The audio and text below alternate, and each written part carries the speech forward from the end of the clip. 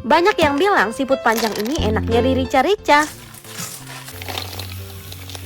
Tapi sebelum dirica-rica, di sini kita potong buntutnya dulu ya guys. Karena persiapan masak siput ini tuh memang butuh kesabaran. Setiap ujung cangkangnya memang harus dipotong ya guys, sebelum kita akan masak rica-rica. Lagi-lagi kita masak menu sederhana di pondok tengah hutan, tapi rasanya bisa dibilang bintang 5. Nah, kenapa memasak siput ini ujungnya harus dipotong terlebih dahulu? Karena tujuannya bukan cuma buat pajangan aja guys. Potongan di bagian belakang ini tuh berfungsi sebagai lubang udara juga. Tanpa lubang udara ini, kita tuh jadi kesusahan guys buat menarik isi bagian dalamnya atau disedot keluar. Selain itu juga lubang ini tuh jadi pintu masuknya supaya bumbu rica yang kita masak nanti bisa meresap sampai ke dalam dagingnya. Memang butuh kesabaran ekstra juga ya guys untuk memotong ujung siput satu persatu kayak gini. Tapi ini tuh bisa dibilang kunci utamanya guys. Kalau ujungnya nggak dibuang, mau sekuat apapun kita menyedotnya nanti, dagingnya tuh nggak bakal bisa keluar guys.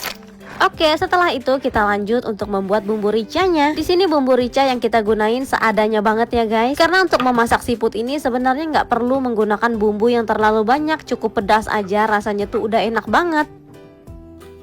Kayaknya bisa dibilang kunci kenikmatan masakan itu emang dari bumbu halusnya ya guys. Apalagi kalau diulek manual kayak gini. Karena nanti kalau ditumis pasti bumbu ricanya jauh lebih wangi dan gurih gitu. Nah, di sini juga bapak aku sempat memasak nasi ya guys. Sebenarnya nasinya udah dimasak dari tadi dan ini tinggal tunggu kering aja.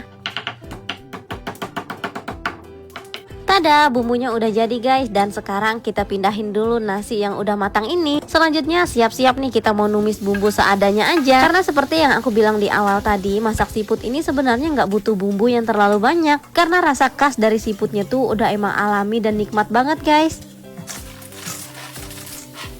Siputnya aku bagi dua karena rencananya sebagian mau kita rebus aja. Aku jadi keingat waktu kecil dulu dimana kami tuh suka banget mencari siput panjang ini di anak sungai. Selain itu, pakis-pakis hijau yang tumbuh di pinggiran sungai juga suka kami petikin guys. Dan dulu mama aku tuh sering kali merebus siput ini dicampur dengan pakis hijau. Karena kebetulan kita tuh nggak sempat ambil pakis hijau ya. Tapi kapan-kapan aku tuh mau cobain kembali ya guys resep kecil kita dulu. Apalagi setelah mandi sungai dan bermain seharian, tiba-tiba pas balik ke pondok udah disuguhin aja nih dengan makanan favorit kita. Ini aku tambahin penyedap rasa dan beberapa bumbu bubuk juga ya guys, supaya rasanya makin mantap. Rica kali ini yang aku buat nggak terlalu pedas juga, karena kebetulan banyak banget bocil-bocil yang berkunjung ke kebun ya. Jadi biar bisa dimakan bersama-sama.